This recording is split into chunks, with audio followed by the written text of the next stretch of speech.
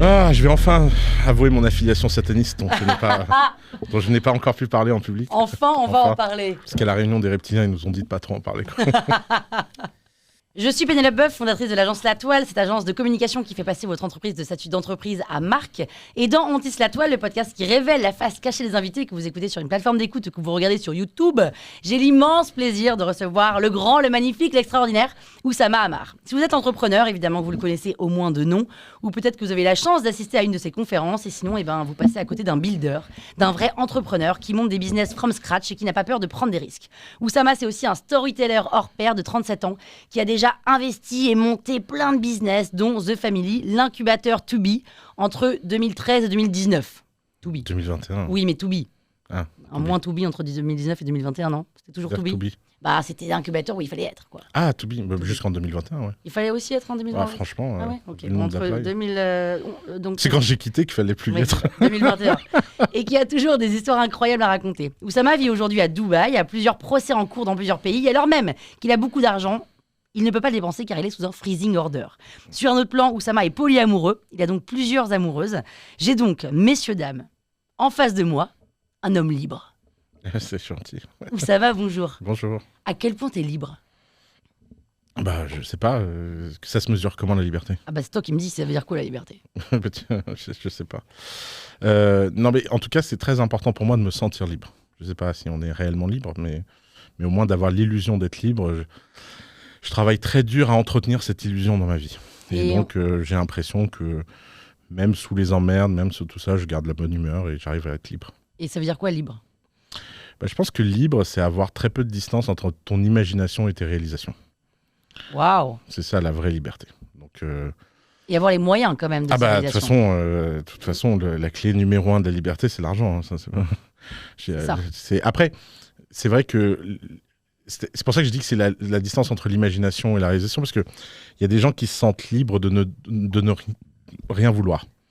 Ils ont peu de besoins, ils sont ascètes. Mais pour moi, c'est pas une vraie forme de liberté, parce que c'est quand même des gens dont l'apport au monde est de zéro. Enfin, si on est tous dans une grotte à bouffer du quinoa, il n'y a pas grand-chose qui va se passer dans le monde, quoi. Donc il y a un moment, quand même, si on a envie de changer les choses, de faire que le monde ressemble un peu à ce qu'on a envie qu'il ressemble, de façon très égoïste d'ailleurs, parce que c'est une guerre entre toutes les envies individuelles des gens, mais si on a envie que son opinion sur le monde soit un peu plus majoritaire, il faut de l'argent, il faut des moyens, il faut des entreprises. Et c'est un peu le moteur de ma vie, moi. Et est-ce que tu crois pas que justement cette quête de liberté, ça t'emprisonne? Si. Attends, j'espère bien. Il faut que tout ait un prix, sinon tout le monde le paierait.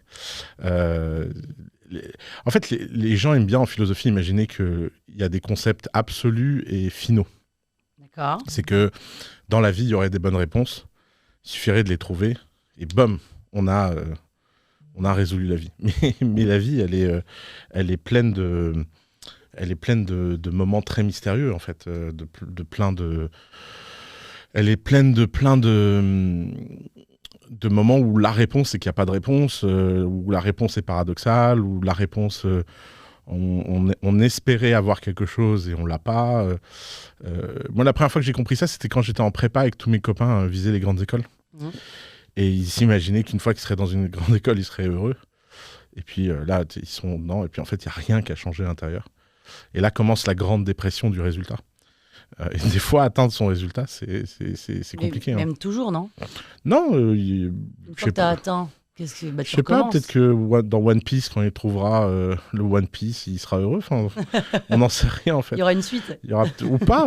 Après, tu sais, des fois, tu rencontres des gens qui ont eu des chapitres à leur vie, et puis ils ont fait des choses dans leur vie, ils ont l'impression d'avoir atteint quelque chose qu'ils avaient défini pour eux-mêmes, et ils ont un sentiment de satisfaction, mais ça vient de l'intérieur, ça vient pas de l'extérieur, quoi. Ok. Oussama, si je reçois aujourd'hui, c'est entre autres parce que Nicolas Collin est passé chez Mathieu Stéphanie dans le podcast Génération Do It Yourself, que tu avais envie de ton droit de réponse, qu'on te l'a refusé, et donc je t'ai proposé de venir dire ce que tu avais à dire à mon micro. Merci. Est-ce que, quand même, donc évidemment, il y a énormément de gens qui te connaissent, il y a des gens dans ma communauté qui ne te connaissent pas forcément. Est-ce que tu pourrais déjà, dans un premier temps, me refaire de façon très short, très sharp, l'histoire, les faits, où on en est. Et aujourd'hui, aujourd'hui on enregistre, on est le 23 juillet, mais on diffusera cet épisode en septembre. Okay. Peut-être qu'il y aura eu des changements. Il risque d'y avoir des gros changements d'ici septembre, j'espère. Alors, c'est une affaire très compliquée. Non pas parce que les faits sont compliqués,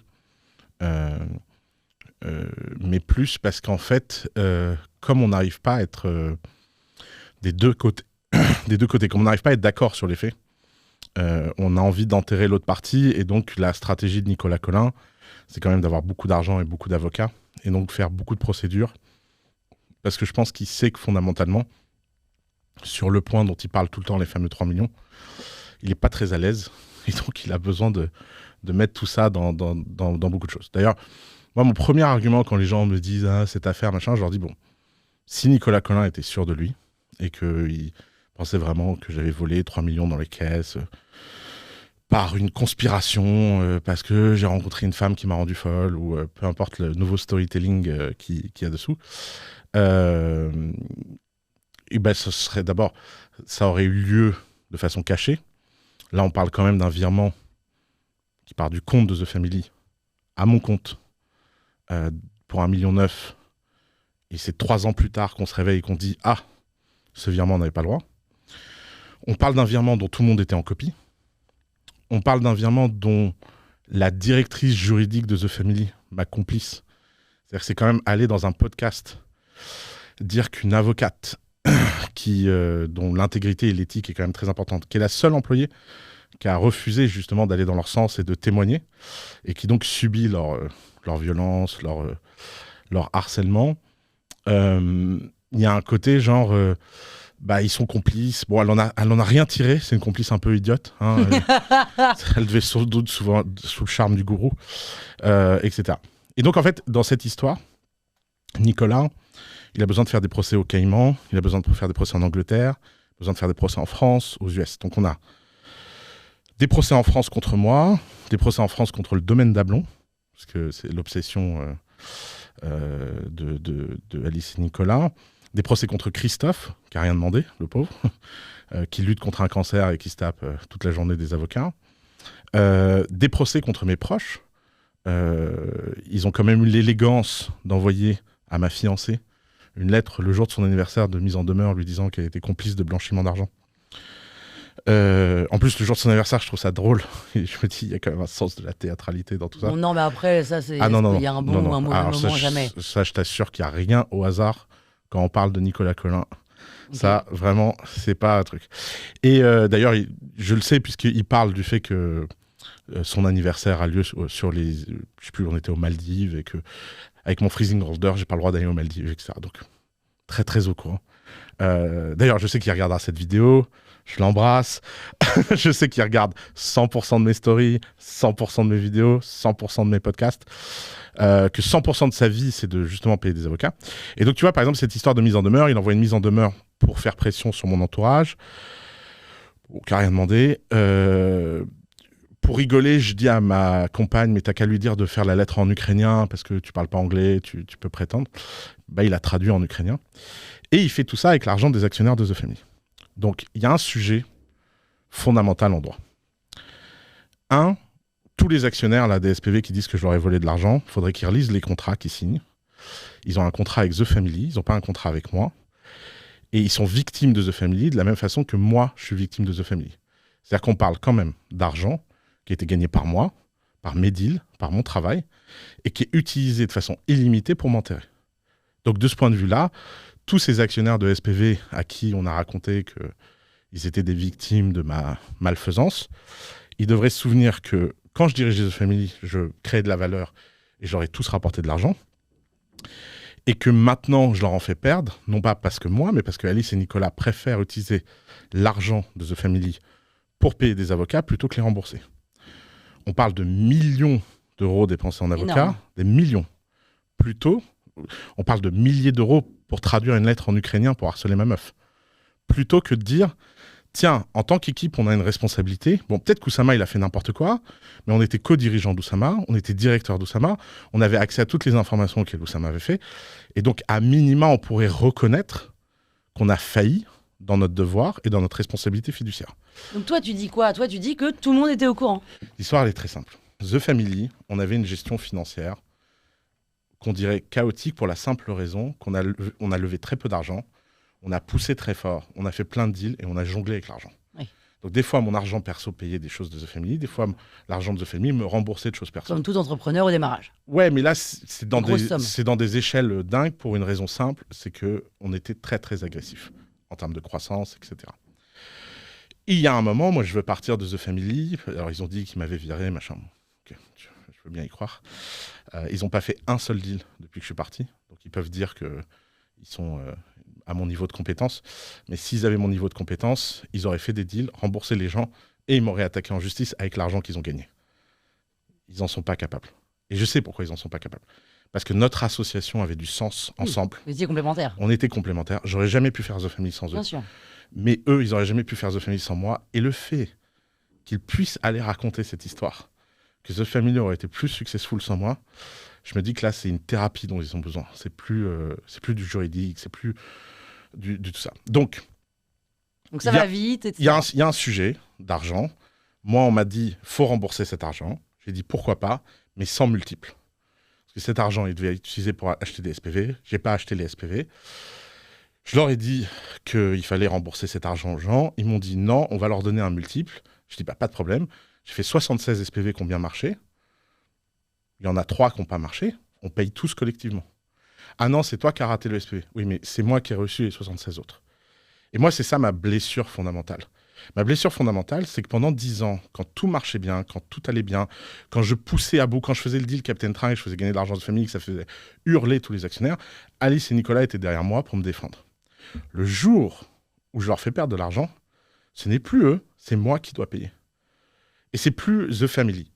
Et donc, c'est ce que je disais au début, les actionnaires, ils le veulent ou pas, ils ont un contrat avec The Family, ils n'ont pas un contrat avec moi. S'ils veulent attaquer quelqu'un, ils attaquent The Family. The Family a plein d'argent, de toute évidence, peuvent payer plein d'avocats. Ça fait 3 ans qu'Alice et Nicolas se payent un salaire. Ça fait 3 ans qu'il n'y a pas de deal. Ça fait 3 ans qu'il n'y a pas de valeur. Ça fait 3 ans qu'ils harcèlent tout le monde. Ça fait 3 ans qu'ils sont aigris. Ça fait 3 ans que le moindre type qui like mes posts reçoit des lettres d'insultes, des menaces, etc. Donc là, je vais me faire insulter, menacer. Ah, mais ça, c'est sûr. T'es bonne pour y passer. Et donc, en fait, il y a un moment, soit ils se mettent d'accord avec moi, soit on va jusqu'à la destruction. Et à cette destruction, ils ne vont pas gagner et je ne vais pas gagner. Attends, est-ce qu'avant, il y a eu une discussion tous les 3? Mais on a pris un médiateur pendant 6 mois. Ils ont viré le médiateur parce qu'il était trop de mon côté. Et le médiateur, c'est pas toi qui l'avais choisi? Non, c'est eux. Si tu veux, il y a un moment... Mais encore une fois, ils ont besoin de dire que je suis un escroc pour dire c'est pas nous, c'est lui. Après, il y a quelque chose qui est vrai dans tout ça, c'est que j'ai assumé plein de sujets sans eux. Enfin, c'est pas... Maintenant, ils se réveillent en disant t'aurais pas dû les assumer seuls, t'avais pas le droit de les assumer seuls, etc. Je trouve que c'est très facile quand la fête est finie. C'est très facile de venir après coup et dire t'as pris des risques que t'aurais pas dû prendre, machin. T'étais où, toi? L'autre, ils viennent me faire chier sur mes notes de frais, ça me fait trop rire, ça. Alice, elle partait en vacances avec la carte de la boîte. Parce que c'est tout à fait normal, ça fera hurler les gens, mais quand on travaille 90 heures par semaine, et que les vacances ne sont pas des vraies vacances parce qu'on part à Lisbonne. On regarde toujours son mail et ses machins. Et surtout qu'on part à Lisbonne, rencontrer des entrepreneurs et on prend une semaine de kiff et une semaine de travail, bah oui, on paye. Sauf que eux, maintenant, ils ont la compta. Donc toutes ces dépenses à moi sont non justifiées, mais leurs dépenses à eux, bien sûr, ne sont pas du tout dans le sujet. Et donc c'est une posture très facile. Je te donne un autre exemple. Ils disent oui, il y a de l'argent qui a été utilisé, qui était destiné à A et qui a été utilisé pour B, donc Oussama doit rembourser. Alors c'est vrai. Je ne le nie pas. D'ailleurs, pourquoi? Pourquoi t'as envoyé à B alors que c'était pour A? Parce que ce qu'on faisait très souvent, et c'est ce que j'allais expliquer, c'est qu'on utilisait pour B, on gagnait, on réutilisait pour A après, on remettait, et comme ça on gagnait 2 fois au lieu de gagner 1 fois. Et par exemple, l'une des plus grandes lignes de leur portefeuille, qu'ils connaîtront, c'est avec de l'argent qui n'a pas été utilisé. Mais ça, bizarrement, ils ne me disent pas « Tiens, Oussama, tu nous as fait gagner des millions sur cette ligne où tu as pris de l'argent qui n'était pas destiné à cette ligne-là, mais on a fait un immense bénéfice grâce à toi. Donc, on va te donner cette part et puis on va facturer cette part, on va compenser. » C'est-à-dire qu'on est sorti de l'intelligence. Les erreurs, c'est 100% moi. Les bénéfices, c'est 100% eux. Et toute cette histoire prend une dimension à coup d'avocats, de machin. Et dans le système anglo-saxon, les avocats, c'est une fortune. Moi, je suis à 2 millions d'euros d'avocats là, depuis le début de cette affaire. Je suis tout seul. En 3 ans ? Ouais, en 3 ans. Je suis tout seul. Je me tape tout ça. Tu vois, eux, ils sont quand même 2. Ils ont 49 avocats. Ils ont des conseillers en com. Et tout ça avec l'argent des actionnaires. Il y a un moment, les vrais responsables de cette affaire, c'est pas Alice et Nicolas. Hein. C'est les actionnaires qui sont incapables de signer la fin de la récré. Hein. Il y a un moment, les actionnaires, ils pourraient se réveiller et dire, mais attends, ok, très bien, il y a un problème avec Oussama, mais bon, tu nous rembourses, tu nous payes. Tout cet argent, s'il avait été liquidé, ça aurait fait un return de malade aux actionnaires. Et puis après, on attaquera Oussama, je sais pas, au pénal ou machin, enfin, un procès correct. Et puis on verra bien ce que le juge dit. Mais le problème, c'est qu'ils savent très bien que si c'est un procès correct, etc., j'ai quand même de grandes chances de le gagner, quoi. Et c'est pour ça que tout ça a pour but de me tuer, quoi. Mais ça ne te tuera pas. Bah, en fait, je vais pas faire genre ça n'a pas un impact sur ma vie, ça a un impact immense sur ma vie. Notamment, je suis pas apte à créer ce que je devrais créer en ce moment. Ça fait Parce que tu peux plus ? Bah, parce que je peux. Ouais, parce que t'as le droit de faire quoi ? Bah, en théorie tout, mais en pratique rien, parce que dès que je fais quelque chose, tu vois, par exemple, j'avais créé un studio de dessin animé, j'étais en train de lever des fonds. Ils ont trouvé un juge au Delaware pour dire que c'était du détournement, qu'il fallait friser mes actions. J'ai dit aux actionnaires que mes actions étaient frisées. Ils ont tous flippé, ils sont partis, les gens ont démissionné et la boîte est morte. Donc si tu veux, c'est pas du juridique, t'es dans le harcèlement et quand tu es dans le harcèlement, bah tu peux aller chercher des emmerdes. Je suis en Belgique avec un entrepreneur la semaine dernière et il me dit, tu sais, moi je te soutiens à 100%. Je dis, ah, c'est marrant, t'as pas liké un seul de mes posts. Ah non, mais tu comprends, si on like, on prend des emails et tout, enfin, je peux pas faire ça. Donc on parle d'une omerta et on parle d'une violence de 2 types qui n'ont que ça à faire. Moi, j'ai 0 bande passante pour ça mentalement. Eux, ils ont 100% de la bande passante mentalement. Donc c'est un combat où ils ont quand même de grandes chances de gagner. Moi, je fais ce combat en arrière-cour. Peut-être qu'à la fin, tout ça va représenter ma ruine. Je vais devoir 20 millions, 15 millions, whatever, pour 1,9 million. Ça va être le plus mauvais investissement de ma vie. C'est l'investissement à retour négatif. Mais même si ça devait arriver, et spoiler alerte, hein, enfin, bah, y a un moment, je n'aurai plus rien. Et puis je continuerai à vivre ma vie, en fait. Parce que ce qu'ils ne comprennent pas, c'est que même avec plus rien, ma capacité... Tu vois, par exemple, là, j'ai un freezing order, j'ai plus le droit de voyager, partir en vacances. Mais là, tu voyages parce que tu habites à Dubaï. Oui, je fais des confs et je fais des services professionnels. Tu vois. Par exemple, je veux aller au Japon, j'ai organisé Travel with Us, où des gens payent pour voyager avec moi. Et donc, je vais aller passer un mois au Japon, payé par tous les gens qui sont avec moi. Et donc, tu as monté une boîte qui s'appelle Travel with Us ? Ouais, j'ai monté une boîte qui s'appelle Travel with Us. En 3 minutes, tac, tac, tac. Exactement, un post LinkedIn. Un post LinkedIn. Ouais, un post LinkedIn. Ouais. Ça vaut statut, ça. Tu as déposé des statuts et tout ? Non, mais c'est dans ma boîte de conseil, on vend ça. Et les gens, ils viennent avec toi, boum, ça vient. Exactement. Donc, tu vois, c'est plus une dépense personnelle, hein, puisque je fais quand même le guide touristique. Et donc, moi, je pars avec des gens que tu connais pas. Ouais, bien sûr. Ouais. Mais ça te fait marrer. Bah oui, bien sûr. Il y a 20 entrepreneurs qui payent 9 000 euros chacun pour venir une semaine au Japon avec moi et ça me paye un mois au Japon. Enfin, si tu veux, il y a un moment... Et vous dormez dans un hôtel ? Ouais, bien sûr. On va dans des super hôtels. Et après, vous allez et vous parlez. Et c'est toi qui fais des confs toute la journée et Ouais, tout ? là, je leur présente des entrepreneurs japonais. On va découvrir la culture japonaise. Tu leur donnes de la valeur, quoi. Pendant 9 jours ? Ouais. Pendant une semaine ? Ouais, et après, toi, tu restes 3 semaines ? Et après, je reste 3 semaines, ouais. Pour chill ? Pour chill, ouais, exactement. Donc, en fait, tu t'en sors toujours, quoi. Mais ça, je vois pas dans quel monde je m'en sortirais pas, en fait. Mais justement, est-ce que tu préfères être en prison ou ne plus jamais pouvoir monter de business ? Pour être en prison un peu... Enfin, combien d'années en prison ? Soit tu montes plus jamais le business de ta vie, soit tu es en prison toute ta vie. Ah bah, plus jamais monter de business de ma vie. Je serais salarié, je monterais des business pour quelqu'un d'autre. Tu pourrais être salarié ? Bien sûr. Mais il y a un moment, si c'est ça le choix de la vie, mais je le fais sans problème. D'ailleurs, ça, je crois que... Tu pourrais monter des business en prison. Mais non, il vaut mieux monter des business pour quelqu'un d'autre et rien gagner. Enfin, tu vois, c'est pas... Imagine-moi, j'ai plus le droit de monter des business. T'imagines le nombre de gens qui m'embaucheraient pour monter des business pour eux ? Ouais, mais c'est pas pour toi. Ouais, c'est pas grave. T'en fous ? Mais complètement. Mais regarde, les mecs, ils sont en train de détruire la valeur de 10 ans de travail en la dépensant en avocat. Ça me fait pas mal, hein, je m'en fous. Hein. Mais d'ailleurs, je pense que c'est fondamentalement ce que Alice et Nicolas ne comprennent pas sur moi, en fait. Tu le prends pas comme ton bébé, ce The Family. Mais ça n'existe pas, les bébés. Mais on n'est rien. Enfin, qu'est-ce qui va rester ? De toute façon, The Family, c'est un échec. Hein, je l'ai dit suffisamment de fois. Ça fascine la France parce qu'on est une cour de récréation. Donc les gens ils disent « Ah, c'est incroyable ce que vous faites. » Ouais, merci. Non, c'est raté, c'est un brouillon, c'est pas grave. Je recommencerai, je ferai mieux. Mais c'est pas grave, c'est comme ça. Et je pense que Alice et Nicolas, ils sont hyper heureux. Franchement, quand j'entends Nicolas dans Stéphanie dire, avec son air docte, parler des startups, de l'écosystème, de machin, je me dis, mais de quoi tu parles en fait? Monte une startup que je te regarde, tout seul. J'aurais pas pu le faire sans eux, mais j'aurais pu faire plein d'autres choses sans eux. Et il y a un moment, c'est Bernard Tapie qui disait, un pianiste, tant qu'il a un piano, tout va bien. Hein. Puis si t'as plus de piano, on t'en donne des pianos. Hein. Donc, au pire du pire, ce qui va se passer, c'est que je vais être en faillite personnelle, je vais plus pouvoir avoir de boîte à mon nom et j'irai travailler pour des gens que j'aime bien. Hein. Et c'est cool. Si c'est ça le plan A de la vie, ce sera ça le plan A. Parce qu'encore une fois, il y a des moments dans la vie, tu dois prendre tes pertes, tu dois prendre ta défaite, et puis tu avances, en fait. Mais t'as rien l'air de prendre au sérieux. Enfin, rien, tout te glisse un peu. Mais parce que les seules choses sérieuses dans la vie, c'est la mort, la maladie, le drame, la guerre. C'est ça, les vrais trucs. Hein. Je veux dire, tout le reste... Imagine, je suis né dans un village de 60 habitants, fin fond du Liban, ça s'appelle Mhaibib. 100% de ma vie est un cadeau, en fait, par rapport à ce que je devais être ma vie. Je peux pas...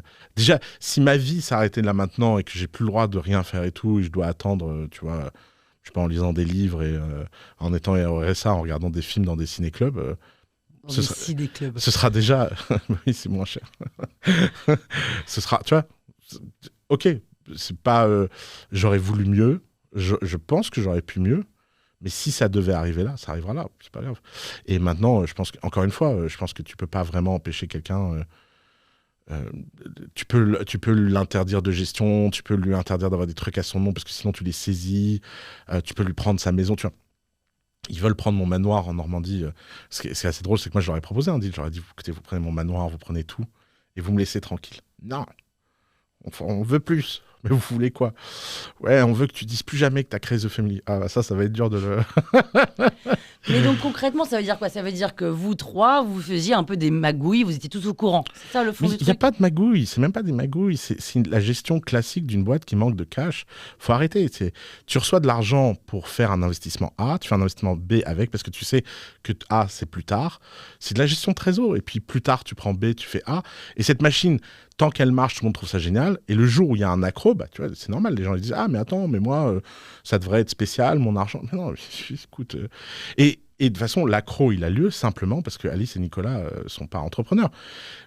Ils sont pas entrepreneurs. Ils sont pas entrepreneurs. Alice, c'est pas une entrepreneuse. Elle ne comprend rien à rien. Je le dis avec toute l'affection du monde. La meuf a passé 10 ans dans les startups, elle ne pige rien.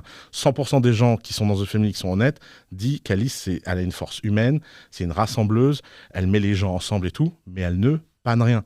C'est-à-dire, elle ne sait pas ce qu'est un deal, elle ne sait pas ce qu'est un SPV, elle ne sait pas ce qu'est une boîte, elle ne sait pas ce qu'est une compta. Et c'est fine, mais qu'elle ne vienne pas nous raconter qu'elle est entrepreneuse. Elle peut travailler avec des entrepreneurs, elle peut faire des choses. Et d'ailleurs, encore une fois, si c'était des entrepreneurs, tu ne vas pas me dire que 1,9 million en 3 ans, c'est dur à générer. Oui, non. Imagine l'histoire. Je quitte The Family, je suis un voleur, un escroc, machin. Nicolas et Alice disent, bon, c'est pas grave, nous, on va continuer à diriger The Family. On prend des startups, on fait des deals, on fait de l'argent, on rembourse les gens, on attaque Oussama. Mais ils auraient gagné. Là, j'aurais rien pu faire. Ok, non mais ça d'accord. Mais ils étaient habitués à un système où c'était toi qui ramenais le deal, donc d'un coup il faut qu'ils Donc ils se disent, on va dépenser de l'argent contre lui pendant des années. En fait, notre gars qui nous ramène tous ces deals-là, il vient de se barrer, ça nous a mis un peu dans la merde, il va falloir qu'on se restructure. Et donc là, tu peux me regarder dans les yeux et me dire que c'est entrepreneurial de ne pas faire 1 euro pendant 3 ans? Je peux pas dire. Vas-y. Vas-y, je te regarde. Non, je peux pas. C'est pas grave, c'est pas... Ils ont raté ce test. Hein. Et d'ailleurs, entre nous... Hein, leur rêve aux deux, là, c'est de pouvoir se laver leur réputation et avoir un travail. Spoiler alerte, ça n'arrivera pas. Je veux dire, tous les gens intelligents qui regardent cette histoire, ils pensent tous la même chose. Hein.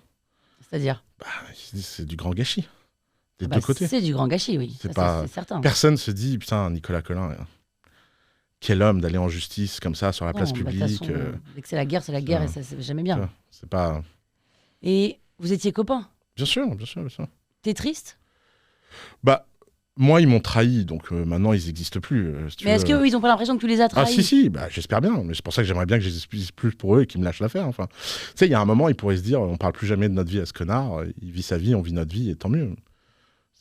Au lieu de ça, ils veulent absolument me mettre en prison. Parce qu'ils ont l'impression que tu as détruit The Family, quoi.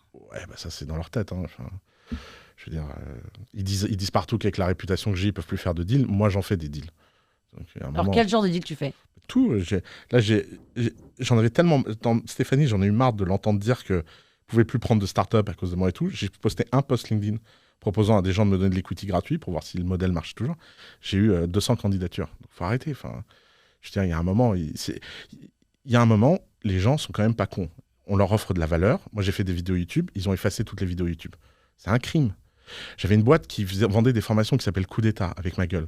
Ils ont réussi à faire faillite à Coup d'État. Mais quand même. Parce que t'es plus là. Mais non, c'est des formations enregistrées. Tu vas me dire que je suis le seul formateur de France qui gagne de l'argent. Ils pouvaient pas trouver un autre type avec. Mais non, mais ça, je suis pas d'accord, Oussama. C'est-à-dire on prend Oussama pour Oussama. Derrière, on va pas prendre quelqu'un d'autre qui est forcément moins bon qu'Oussama parce que ce qu'on aime, c'est Oussama. Ouais, mais donc, dans ce cas-là, ferme la boîte et lui fais pas faire faillite. Et en plus, tu plantes tous les gens qui ont acheté la formation. C'était même pas capable de mettre les vidéos en open source en ligne.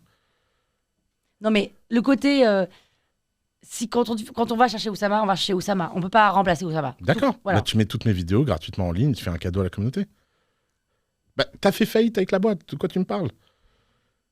Donc tu fais faillite avec Coup d'État, les gens qui ont payé un accès à vie, ils n'ont pas le droit aux vidéos. Ben oui, tant pis, parce que Oussama, on ne l'aime plus, tada, ça dégage. Il préfère cutter. Ça, je peux comprendre psychologiquement que tu préfères cutter que donner. Donc ça veut dire que tu estimes que leur engagement légal en tant que société et en tant que personne morale vaut moins que leur petite psychologie personnelle.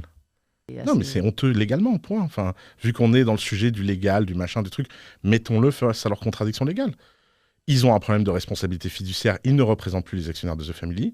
Ils ont un problème d'abus de biens sociaux, ils utilisent de l'argent de la boîte pour se venger. Et ils ont un problème de responsabilité de leurs engagements contractuels. Quand tu diriges une boîte, que tu es actionnaire à 100% d'une boîte, Coup d'État, qui m'appartient à 0%, je sais pas si t'imagines, c'est mon image à 100%, ça m'appartient à 0%. C'est quand même un sacré deal qu'ils ont. Tu veux plus de moi, tu machin, ok, tu fermes la boîte, tu t'es engagé à tous les gens qui ont acheté la formation à vie, tu respectes. Nicolas, arrête pas de dire, il est la rigueur, le contrat, l'inspecteur des finances, mais qu'il le montre au moins une fois dans un geste. Juste, il met son ego de côté, il reconnaît que les gens ont payé pour moi, et il laisse pas les gens en plan. Moi, je reçois des centaines de messages de gens qui se plaignent à moi en disant que je suis un escroc. Bah oui, forcément. Je pense que c'est toi. Mais en fait, il y a aussi ce problème qui est une force extraordinaire, une puissance de ouf, et en même temps un vrai problème, cette incarnation, quoi. C'est qu'en fait, The Family, c'est pas Nicolas Collin. C'est un peu Ali Zagouri, mais c'est surtout Oussama Hamar. Et dans ce cas-là, ils ont qu'à démissionner, mettre un administrateur indépendant qui n'a pas d'affect. Ils veulent pas abandonner le navire, c'est aussi leur boîte. C'est leur boîte de quoi? Ils créent pas de valeur dedans.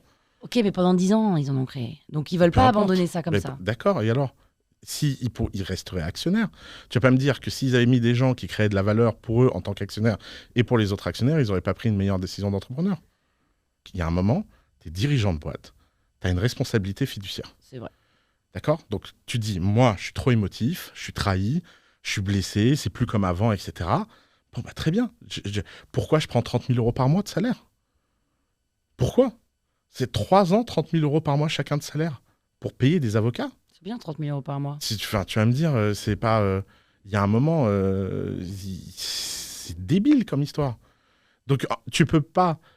d'un côté, être payé, ne rien faire, sous prétexte que c'est plus pareil comme avant, ne pas trouver de nouvelles personnes, sous prétexte qu'il n'y a personne d'aussi bien que moi, et en plus, je suis un escroc. Enfin, tu crois qu'il y a des gens aussi bien que toi? Bien sûr, il y en a plein. Aussi bons que toi? Mais tu rigoles, la France en est plein. Enfin. Genre, mais comme toi, avec le même bagou. J'aurais pu, franchement, moi, si j'avais été eux, je vais leur donner des idées s'ils avaient vraiment voulu me tuer.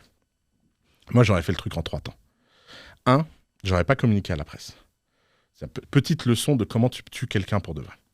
Parce qu'ils ont été communiqués à la presse parce qu'ils se sont dit on va effacer Oussama une fois pour la blague, genre les journalistes, quoi. Niveau 0, quoi. En plus, eux, ils aiment bien ce monde, ils aiment bien aller parler aux journalistes, envoyer des dossiers en secret, sneaky, tout, mais c'est pas ça qu'ils auraient dû faire. Ce qu'ils auraient dû faire, c'est dire voilà, Oussama, il a eu des pratiques pendant des années avec lesquelles on n'est pas d'accord. On les a découvertes quand il est parti. On est assez déçus. Mais on était co-dirigeants, on aurait dû être au courant. Donc, on assume. Niveau 1, assumer. Juste, on est désolé les actionnaires, on a merdé. Donc, on va réparer ça. Et comment on va réparer ça? On va faire 1, le ménage. 2, on va vous payer. Ils ont l'argent pour payer. Ils avaient qu'à prendre sur leur part à eux. S'ils avaient pris sur leur part et payé ça, putain, ce seraient des héros. 3, on va voir Jean de la Rochebrochard, qui est sans doute aussi bon que moi, minimum. Jean, il a fait... Oui. Il a un pas le même personnage. Peu importe, on n'a pas besoin de refaire un Oussama. On prend Jean, on ramène Jean, qui est un ami de The Family, qui est en plus ami de Alice et Nicolas, et on demande à Jean de nous aider dans cette transition pour relancer un accélérateur un peu différent, peut-être avec un partenariat qui met de l'argent pour faire une meilleure offre que l'offre où Oussama prend des actions gratuites, tout, et on relance par le haut quelque chose de différent. Ils avaient Jean dans leur entourage, ils avaient l'argent pour le faire, et ils avaient tout ça. Au lieu de ça, ils vont dans la presse, ils créent un bordel monumental, ils se mettent tout le monde à dos, tout le monde les déteste, parce que eux, ils croient que tout le monde les déteste, mais tout le monde les déteste aussi. C'est pas... Moi, je sais que tout le monde leur dit du mal sur moi, mais tout le monde me dit du mal sur eux. Enfin, on est dans l'écosystème de pute.com. Hein. Enfin, donc, si eux, ils croient que parce que personne leur dit devant leur visage que tout le monde les déteste et qu'ils ne le savent pas... Ouais, mais ils s'en foutent un peu qu'on les déteste, non? Mais pas du tout, c'est leur obsession. Il n'a pas arrêté de parler de marque, de réputation, de machin, de trucs, travailler dans le private equity. Mais où travailler dans le private equity? Comment? Sur quelle planète? Qui va embaucher Nicolas Colin qui a pris son associé de 10 ans, qui l'a rendu riche, et l'a mis sous un bus pour 1,9 million? Enfin, il y a un moment, moi, je suis à leur place, j'ai la même histoire, j'ai le même machin. Je dis, bon, ok, c'est pas agréable, c'est pas machin, vas-y, fais un deal, on n'en parle pas, tu nous payes, on va te faire hacker. Ça, tu vas sentir la facture, puis passe à autre chose. Merci quand même pour 100% de mon patrimoine. Donc en fait, tout ça, c'est qu'une histoire de fric. C'est qu'une histoire d'ego. Nicolas et Alice ne supportent pas le fait que tout le monde pense que The Family ne vaut rien sans moi. Et ils ont réussi à prouver à tout le monde que The Family ne vaut rien sans moi. Et c'est toujours comme ça dans la vie. Hein. C'est toujours ce qui te fait le plus peur que t'attires à toi. C'est une leçon universelle de à peu près 100% des spiritualités sur Terre. C'est que quand t'as peur d'un truc, tu l'attires sur toi. Et je pense qu'ils ont vraiment très, très, très, très, très mal vécu l'idée que, en fait, Nicolas a quand même dit chez Stéphanie, mot pour mot, que dans un groupe de rock, il y a le chanteur, mais en arrière-boutique, il y a des gens qui écrivent les chansons. Ah, c'est dommage pour un mec qui n'a pas fait un seul deal. Je me demande quelle chanson il a écrit. Je serais très amusé que The Family publie la liste de mes tâches dans The Family, publie tout ce que je faisais dans The Family et le compare, le travail de nous trois. Et d'ailleurs, la raison pour laquelle j'ai voulu partir, c'est que moi, à la fin, j'en avais marre d'être à égalité. On a commencé à égalité, on n'a pas fini à égalité. Il y a quoi, 33 endroits? Ouais, exactement. Et on n'a pas fini à égalité en termes de valeur, d'apport, etc. Et j'en avais marre. Je veux dire, il y a un moment, c'est humain, de l'association. Ouais, c'est humain, c'est classique, c'est machin. Mais au lieu de simplement dire, bon, ok, on le reconnaît, on passe à autre chose, non, on crée des emmerdes pas possibles, on paye des avocats, machin, un truc. Et donc là, on en est où, là? En 23 juillet 2024? En Angleterre, il y a un procès où ils me réclament 10 millions de pounds, qui va avoir lieu le 21 octobre. Ok. Où, grosso modo, ils demandent de rembourser mes salaires depuis 2013, parce que j'ai apporté aucune valeur dans la boîte. Ils demandent de rembourser des deals qui n'auraient pas eu lieu à cause de mon comportement. De quel ordre, genre? Que, soi-disant, ils ont des pertes de chance. Tu vois le concept Donc là, il y a 10 millions créés comme ça, et en plus très documentaire. Hein, donc j'ai plus d'avocat en Angleterre, je me défends moi-même très mal. C'est 2 millions de pounds de l'avocat le moins cher que j'ai trouvé, je les ai pas. Donc, mais t'es pas riche aujourd'hui? De toute façon, j'ai pas le droit d'utiliser le moindre des euros de mes assets pour me défendre. Mais par exemple, tu peux pas vendre ton manoir là? J'ai pas le droit de vendre mon manoir pour me défendre. Tout est frisé. Je dois garder en permanence plus de 14 millions d'euros, 10 plus 3 de frise. Et je pense, moi eux ils évaluent mes assets à 0 parce qu'ils disent que les actions de famille ne valent rien, que rien ne vaut rien. Mais moi j'évalue mon patrimoine à 11 millions. Et donc je suis en dessous de la barre, donc j'ai pas le droit de vendre le moindre truc pour me défendre. Et t'as pas des copains riches? Mais tu te rends compte, mes copains, ils en sont déjà...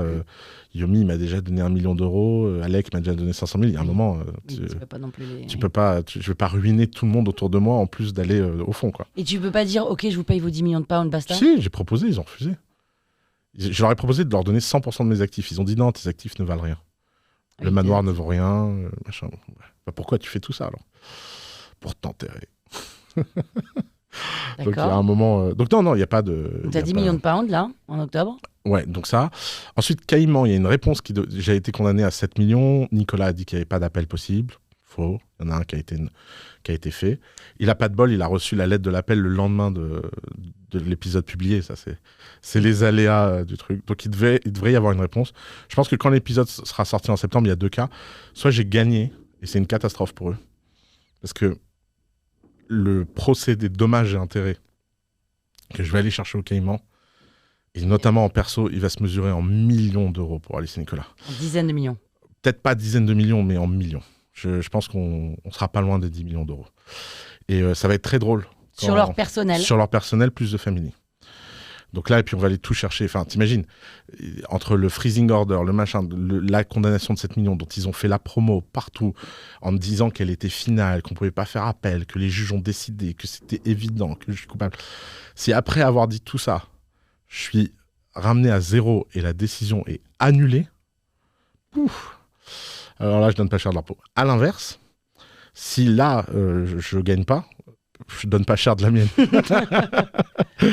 Là, ils vont avoir un boulevard pour me prendre tout ce que j'ai, quoi. Ils vont pouvoir enfin prendre le manoir, pouvoir enfin prendre tout ça. Mais donc, c'est une histoire d'argent. Non, d'égo. Si c'était de l'argent, ils auraient pris l'argent sans passer par tout ça. Mais in fine, en fait, on tue les gens en les ruinant, quoi. Oui, mais c'est ça l'ego. Si c'était une histoire d'argent, ils auraient pris l'argent. Quand je leur dis prenez le manoir, ils prendraient le manoir. Eux, ils ont besoin de dire on lui a saisi son manoir parce que la justice a dit que c'était un méchant. Ça, c'est différent. Si c'est de l'argent, tu veux juste le manoir.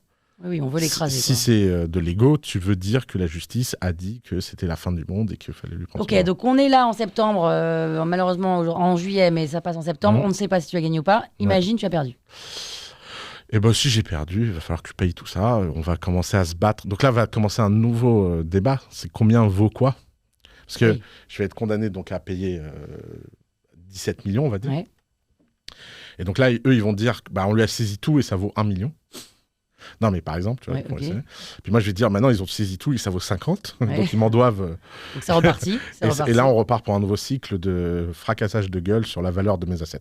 Et ça, du coup, ça peut durer longtemps. Et en attendant, tu ne payes pas. Oui, en attendant, tu ne payes pas. Ouais. Ça va durer 3-4 ans. Ouais. C'est l'avantage. Ouais. Du coup, tu ne sors pas tes sous, quoi. Parce que tu ne peux pas l'utiliser parce que tu es encore en freezing order. Exactement. Ouais. Ok, donc comment tu fais aujourd'hui pour gagner ta vie ? Donc, tu fais Japan, machin. Ouais, alors, je fais Better Call Saul. Ouais. Donc, j'ai le droit de dépenser. Alors, j'ai une chance, c'est que je dépense pas beaucoup pour ma vie perso. Ok, t'es pas flambeur. En perso, non. Ouais. Quand j'invite des gens au resto, c'est toujours pour travailler. Quand je pars en voyage, c'est pour faire des conférences. Quand je descends dans des beaux hôtels, c'est parce que je vois des gens, des investisseurs, des machins. Donc, la vie perso, c'est très peu. J'ai le droit de dépenser 50 000 pounds par an. Okay. Ça suffit largement pour ça. Et après, sur ma vie pro... tu vois, il y a des sujets où en fait ça rend malade Nicolas, mais par exemple je suis venu 1 mois là à Paris, j'ai pris une péniche incroyable pendant 1 mois. Nicolas il a envoyé 200 lettres en disant c'est une violation du freezing et tout, mais je suis pas con, c'est pas une violation du freezing. Ce qui se passe c'est que j'ai passé un deal avec un mec qui a pris la péniche pendant 1 mois, je vais organiser des rendez-vous dans cette péniche pour développer son business. Je vais présenter tout Paris, grosso modo. Et en échange, j'ai vécu 1 mois avec lui dans cette péniche. Donc ça t'a pas coûté un rond, ça ? Ça m'a pas coûté un rond, non. Et donc, en fait, je suis rentré dans une logique de toujours trouver une raison professionnelle de faire payer mon lifestyle extravagant, tu vois. Et c'est assez facile, en fait, de ce point de vue-là. Mais c'est un peu comme quand Jean-Marie Messier, il a quitté Vivendi, puis il a créé une banque d'affaires. Évidemment, quand tu as été PDG de Vivendi pendant des années, tu trouves des gars qui veulent te payer. De la même façon, si moi, je veux faire des conférences toutes les semaines dans toutes les villes du monde, je peux. Combien tu factures une conférence ? 25 000, alors, la conf. L'heure 40 minutes. Après, ça ne dure pas 40 minutes, parce qu'en fait, en général, tu as 1 heure de conférence, 1 heure de questions, et tu perds une journée entière, parce que tu vas avec les gens, si c'est Porte de Versailles... Je vis pas à Paris. Non mais... ok, 25 000. Ouais, 25 000 la conf, ouais. En vrai, tu penses que tu peux en faire 20 par mois ? Par mois, non. Enfin, 1 par jour. Mais je peux en faire 1 par mois sans problème, sans forcer. 2 par mois, il faudrait un sales, tu vois, qui close les gens. 3 par mois, je pense, c'est... Là, il faut que tu baisses le prix à 15 000. Attends, je comprends pas, quel rapport ? Parce qu'il y a beaucoup de gens qui me veulent en conf, mais ils peuvent pas payer 25 000. Parce que l'économics de la conf... Je te donne un exemple tout bête. Je pourrais vendre 1 conf par semaine à 15 000. Sans problème. Ça, c'est bon. Parce que 15 000, c'est les economics des masterminds. Il y a je sais pas combien de masterminds organisés dans le monde. Ils rêvent tous de m'avoir. Et 15 000, ça passe. 25 000, c'est impossible. Parce que c'est 25 000 plus l'avion, plus le food and beverage. 30 ouais, 30 ish. Donc le marché des confs, c'est des trucs. Mais après, il y a des trucs plus intéressants à faire. Tu vois. Si j'étais vraiment désespéré, que j'avais besoin de gagner beaucoup d'argent, je ferais de l'intermédiation. Je pense que je pourrais faire, tu vois, je sais pas, j'aiderais des gens à lever des très gros tours de table. Je prendrais des commissions. Donc de toute façon, ça me fait chier de faire ce genre de truc. J'ai pas la motivation, j'ai pas la volonté, j'ai pas l'envie. Mais si à un moment, je suis face au mur et je dois payer 17 millions, et que mes assets sont valorisés 3 francs 6 sous et que machin, le jour où vraiment je suis au bout de la défense, c'est comme dans Les Guerriers du Silence. T'as lu ce livre ou pas? Non. C'est un livre de science-fiction où quand les gens sont désespérés, ils ont une énergie vitale qui s'active. C'est que moi, quand tu me pousses dans mes retranchements, il y a quelque chose qui s'active. L'instinct de survie, quoi. Exactement. Et donc je pense que les 17 millions, je les ferai grosso modo 17 millions. Ça veut dire que c'est 17 intermédiations à 1 million. Si tu prends 5%, ça fait 17 levées de fonds à 20 millions. Je pense que je l'ai fait en 4 ans. C'est ce que je faisais à The Family en termes de volume. Et maintenant, j'ai beaucoup plus de talent qu'à l'époque. Enfin, faut quand même imaginer que The Family, j'ai mis 5 ans à atteindre mon niveau. Donc si au pire du pire, je devais ouvrir une boutique d'affaires, faire des levées de fonds à Dubaï, entre l'Asie, machin, enfin, je pense que je sais quand même être dans une pièce, réunir les gens, expliquer un deal, convaincre les gens de payer. Et 5% de commission sur un deal d'apporteur d'affaires, c'est honnête. Ça se paye, tu vois. Donc, Et ça, qu'est-ce que tu fais comme conférence? N'importe quel sujet. Genre, je te dis, Oussama, demain, j'aimerais que tu viennes parler de whatever. Ok. Non, il faut quand même que ça parle de sujets où j'ai une maîtrise, mais grosso modo, n'importe quel sujet startup, je le fais sans souci. Okay. Et à peu près n'importe quel sujet, on va dire, développement perso, / motivation et tout. Après, si tu me demandes de parler de géopolitique, non, je vais pas pouvoir faire de conf. Et ça, ce développement perso, c'est toi, avec comment tu t'es... Tu pas formé, mais c'est quoi? Ouais, encore une fois, je pense que prenons l'échelle de l'intensité de ma vie. The Family, on a fait, c'est 1000 rendez-vous par an pendant 10 ans. Et c'était ça le rythme de ma vie, très facile, tu vois, à The Family. Donc en fait, quand tu es dans cette position-là, d'abord tu apprends par les autres. Donc tu vois les erreurs, les machins, les trucs. Ensuite, tu rajoutes la crise Itch, très formateur. La crise de l'industrie bancaire, quand Canto et tout ça est né. Tu rajoutes la crise de l'industrie pharma, avec 1001 Pharma. Tu rajoutes la crise de l'e-santé, avec toutes les boîtes de santé qu'on a eues. Donc là, on parle de moments de vie. Tu vois, moi, la crise Itch, c'est le président qui va à la télé et qui dit que la start-up dans laquelle je suis investisseur, elle doit mourir, et tu dois la faire survivre, et tu dois le conseiller, et tout machin. Ça, c'est des trucs. Il y a très peu de gens qui vivent ça dans leur vie. Quand tu vis ça, tu grandis à toute vitesse. Il n'y a rien qui te fait grandir plus vite que ce genre de crise. Et je les ai accumulés, moi, à The Family. C'est-à-dire, à un moment, il n'y a pas une profession réglementée qu'on ne s'est pas mis à dos. Ça devenait... on dirait qu'on le cherchait. Alors, vraiment, jamais j'ai cherché ça. Mais voilà. Donc, en fait, tout ça, ça fait qu'à un moment... t'as quand même vu beaucoup de patterns, t'as vu beaucoup de sujets, t'as vu beaucoup de dimensions, puis t'as appris, t'as fait tellement d'erreurs. Moi, j'ai fait des erreurs et j'ai donné des conseils catastrophiques dans ma vie. Genre je sais pas, j'ai dit à des gens de prendre l'argent de quelqu'un et ça a avéré être la pure crapule du monde. J'ai été trahi, on m'a manipulé. T'imagines le nombre de fois où je me suis fait baiser dans ma vie. Hein. Ah bon? C'est impossible. Autant que tu baises les autres, quoi. Bah, c'est un win-win, quoi. Ouais, mais t'essayes de ne pas le faire, toi. T'essayes de... Tu sais, quand même, t'es dans un milieu où pendant très longtemps, ta réputation, la vraie réputation, hein, parce qu'on raconte de toi dans la presse et tout, elle a de la valeur. Oui. Et moi, je suis très content que la presse et tout n'ait pas réussi à détruire ma vraie réputation. C'est-à-dire que quand le CEO d'une boîte de The Family il a une crise encore aujourd'hui, c'est pas Alice et Nicolas qui l'appellent, c'est moi. Et ça a beaucoup, beaucoup de valeur pour moi. Et je suis heureux de ça, et je suis fier de ça. Et je remercie les gens de passer outre tout ce qu'on raconte sur moi et de se souvenir des vrais conseils. Mais donc, tu te retrouves dans des situations où des fois, tu donnes les mauvais conseils. Je pense que... Je sais pas quel est le conseil le plus catastrophique que j'ai donné. Je crois que c'est le pauvre... Mais bon, il l'a assumé incroyablement bien. Mais pendant longtemps, j'ai culpabilisé d'avoir dit au CEO de 1001 Pharmacie que c'était impossible qu'il se fasse virer par ses actionnaires et qu'il devait aller au conflit. 3 jours après, il était viré. Non. Si. Ouais. Et ça c'est des moments... c'est des moments d'immense solitude quand t'es le conseiller. Et lui, il dit quoi? Il a été incroyable. Lui m'a dit, tu m'as donné un conseil, tu m'as pas donné une décision. J'ai pris ma décision. En plus, j'aurais pas cru que ça passerait pas. Et puis voilà. Et toi, comment t'as pu te planter?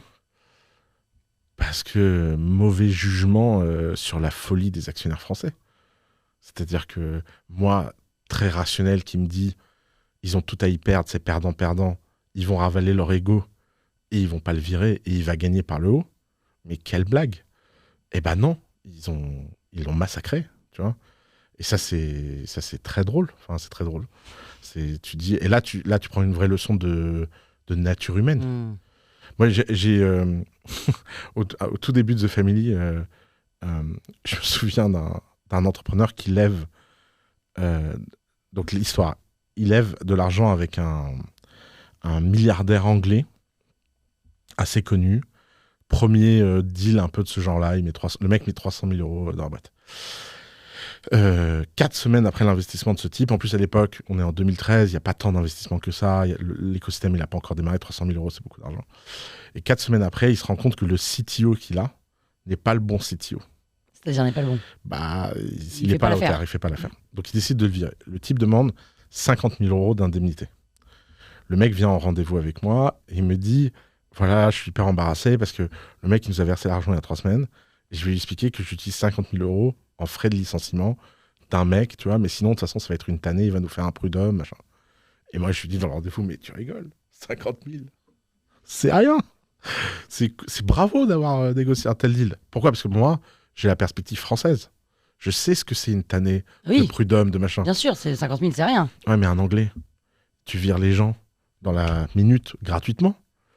Et il envoie l'email au mec en disant, voilà, j'ai une bonne nouvelle, machin, il va partir, mais on a réussi à négocier ça à 50 000 euros. Et le mec, il répond par email, j'oublierai jamais cet email.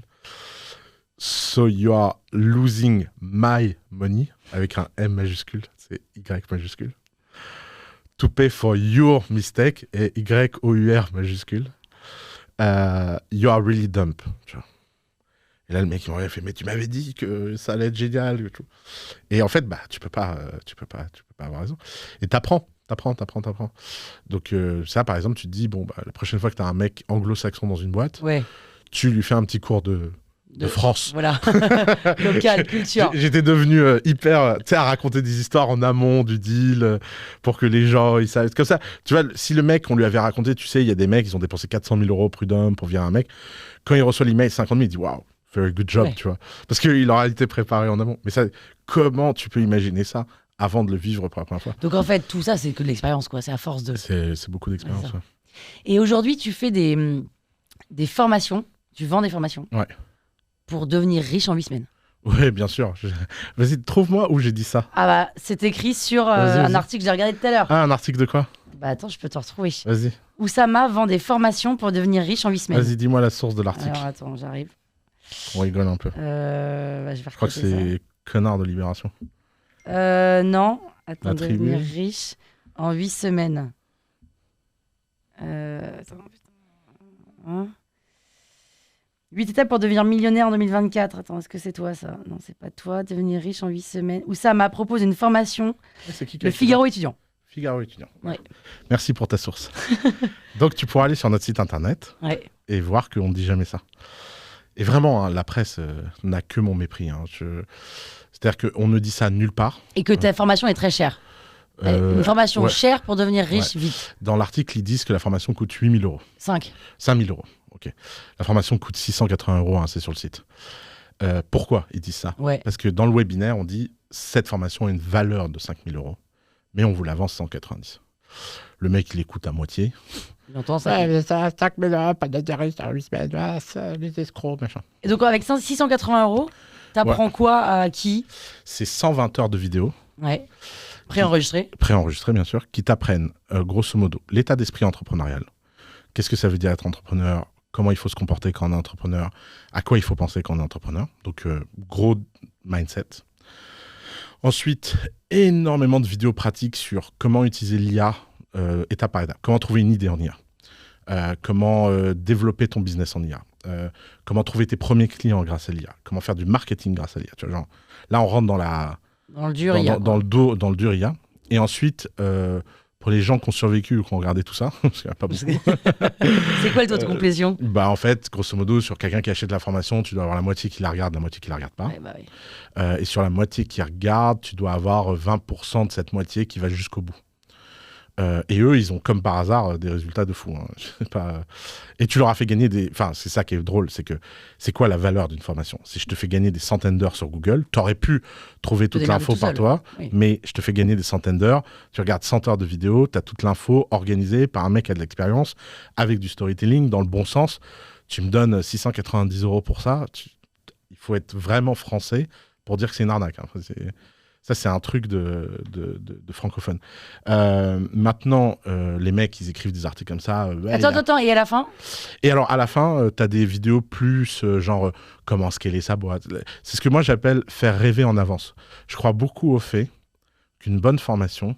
Tu vois, par exemple, à The Family, on avait un atelier qu'on faisait avec Startup. Et le dernier cours de l'atelier, c'était comment IPO sa boîte. Et genre... J'en suis loin, quoi. T'en es très loin. Mais en fait, les gens ne comprennent pas l'importance du rêve. C'est qu'en fait, quand tu as eu plein de cours, quand tu as eu 90% de choses utiles et 10% de rêve, le rêve, il est bon, tu vois. Tu te dis, ouais, bon, c'est loin, mais un jour je serai là. Et ça, c'est important. Hein. On ne fait pas des entrepreneurs avec 100% de réalisme. Hein. Il faut du rêve, il faut de l'ambition. Et donc... Et avec ces 690 €, à la fin... Je deviens milliardaire? Non. Je monte une boîte? Ouais, je pense que tu montes une boîte. Si tu suis tout notre parcours, tu fais sans problème une boîte rentable. Et tu gagnes entre... Sous combien de temps? Je sais pas, 1 an. C'est 1 an. Je pense que pour bien faire la formation, c'est 6 mois de travail. Okay. Et pour bien l'appliquer, c'est 6 mois. Donc si tu fais cet investissement d'1 an, au bout d'1 an, tu as un business qui tourne, une agence qui tourne, etc. Tu te payes un bon salaire. Genre 4-5 000 € par mois. J'ai une team. Tu as une team et... tu es au début de quelque chose qui peut grossir. Quoi. Et ça, du coup, c'est complètement indépendant de la qualité des fondateurs. Alors que pourtant... Alors non, mais bien sûr que non. Et puis quoi encore? Attends, ce n'est que dépendant de la qualité des fondateurs. Oui, mais du coup, cette formation, en fait, si le mec est un peu pas vrai, bon... Hein, et alors? Tu te fous de ma gueule? Tu vas me dire, quand tu fais HEC, si t'es un peu bobo et que tu payes 40 000 € par an, il se passe quoi? Bah pas grand-chose. Bah alors? Oui, voilà. Mais donc, du coup, cette formation, ça dépend essentiellement... mais non, mais c'est quoi le sous-entendu de ça? Va au bout de ta pensée. Bah, c'est que cette formation, si en fait, moi, j'ai pas la qualité d'un entrepreneur... Ouais. Et comment tu peux le savoir avant de l'avoir fait?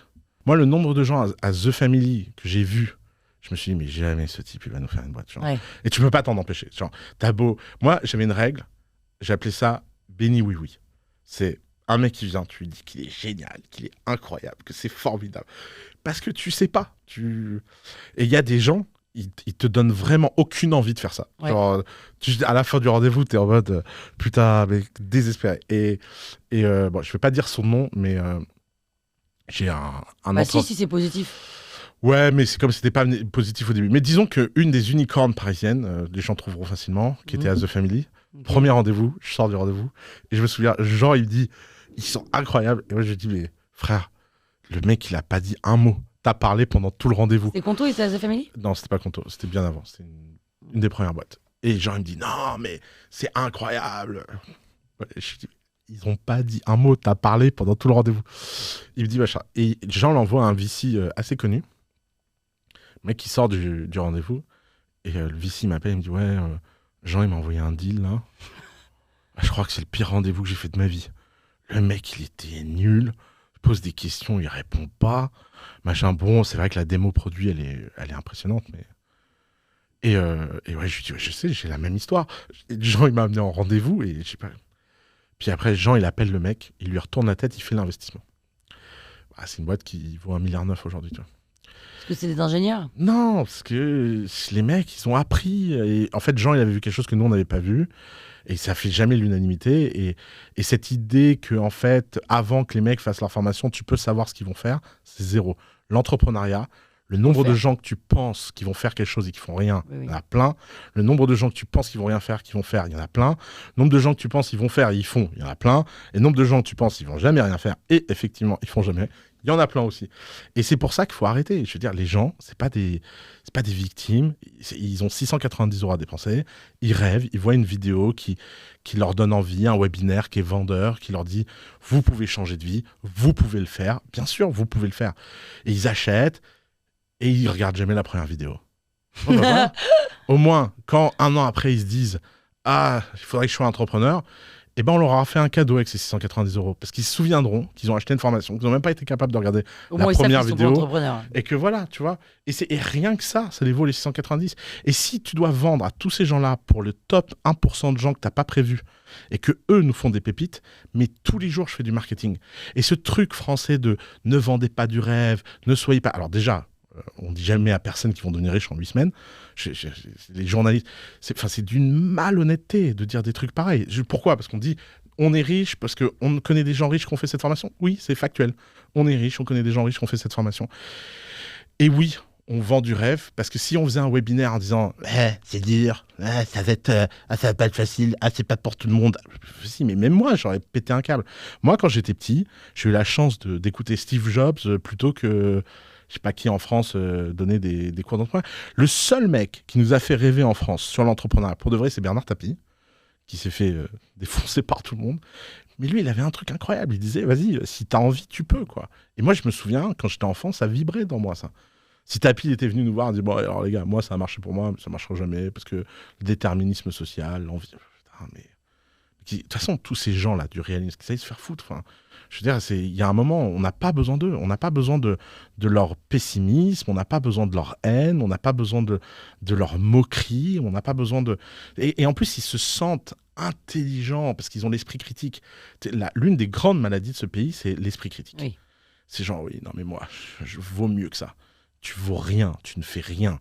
La valeur des gens, c'est l'action. C'est l'action qui crée la valeur, c'est pas la valeur qui crée l'action.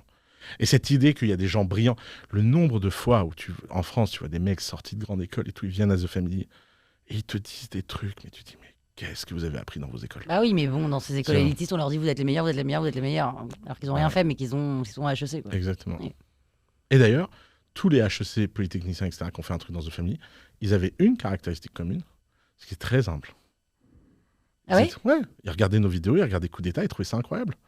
Ils n'étaient pas en mode, ouais, j'ai fait Polytechnique, j'ai pas besoin de ça, je suis pas un débutant.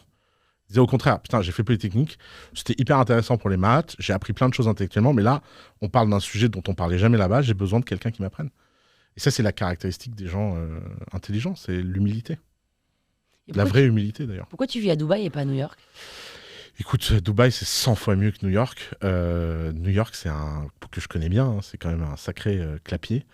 En fait, tu sais, moi, mon métier, c'est de parier sur l'avenir.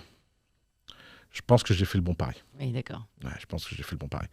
Dubaï, c'est l'endroit le plus sous-coté du monde qui va le plus impressionner les gens dans les 10 prochaines années. Et t'aimes bien y vivre ? Mais c'est incroyable. De toute façon, moi, à chaque fois que je rencontre un mec qui a vécu à Dubaï et qui n'a pas aimé, on n'est jamais amis. C'est simple. Hein. Attends, je vais te dire tout ce qui fait que Dubaï, d'après moi, est incroyable. Bon, la sécurité, tout le monde en parle, mais les gens ne savent pas bien en parler. La sécurité à Dubaï n'est pas incroyable parce que tu ne te fais pas voler dans la rue ou agresser. Ça devrait être le minimum dans n'importe quel pays. Il n'y a qu'en France où apparemment c'est pas une passion nationale. Il paraît que quand tu veux de la sécurité en France, c'est d'extrême droite. C'est un truc très drôle là-dessus. Mais non, la sécurité à Dubaï, c'est la confiance. C'est un pays de confiance. C'est parce qu'il y a la sécurité que tout le monde fait confiance à tout le monde. Il y a un niveau d'affaires qui ressemble aux États-Unis dans les années 80 d'informalisme, on te signe un contrat sur le coin d'une table, on se tape dans la main, on s'envoie de l'argent en cash, il n'y a pas de problème. Tu te fais livrer à Dubaï de l'argent, du cash, qu'on t'amène à vélo. Et le mec, Deliveroo. Deliveroo, ouais. Le mec, il a une box comme ça avec tout le cash dedans. Et c'est normal. Genre, le mec, pourquoi il va se faire voler, tu vois. Et donc, ça, les gens ne se rendent pas compte que le cerveau a besoin de confiance, que la base de la société, c'est la confiance, et que dans une société de confiance, le taux de prospérité est plus élevé. Ça, c'est la première brique de Dubaï. La deuxième brique de Dubaï, c'est que tu as un gouvernement qui a 3 caractéristiques uniques au monde. Caractéristique numéro 1, il pense que c'est son boulot de créer de l'argent et de créer de la prospérité. Boulot numéro 2, il pense qu'il est au service de la business community et pas l'inverse. Et boulot numéro 3, ils pensent que les taxes ne sont pas légitimes. Philosophiquement. Genre, ils pensent qu'un État doit générer son propre argent. Donc Dubaï a des boîtes publiques qui génèrent du bénéfice. Ils ont un programme de visa qui est hyper attractif et qui génère du bénéfice. Et ils ont une discipline financière parce que quand tu dépenses 1 euro à Dubaï, tu as l'impression de dépenser 1 euro de l'émir de Dubaï. Donc quelque part, c'est un peu de l'argent perso. Donc c'est un argent très discipliné. La troisième chose, c'est qu'ils ont une économie très diverse qui n'est pas basée sur les ressources premières et qui donc est fondée sur l'idée que tout est possible et on peut tout créer. Et ils ont un PIB hyper diversifié. Il n'y a rien qui fait plus de 10% du PIB aujourd'hui à Dubaï. Et puis la dernière chose, ils ont cette tolérance, ouverture au monde. Quand tu vis à Dubaï, tu vis au milieu de 160 nationalités. Tu vis au milieu de beaucoup de passeports faibles qui n'auraient pas pu avoir d'opportunités ailleurs, qui sont venus à Dubaï, qui ont construit des empires, des vies, des machins. Et les gens, ils sont heureux. Je veux dire, tu passes 1 mois à Paris, tu fais 30 déjeuners, tu as 30 histoires de dépression.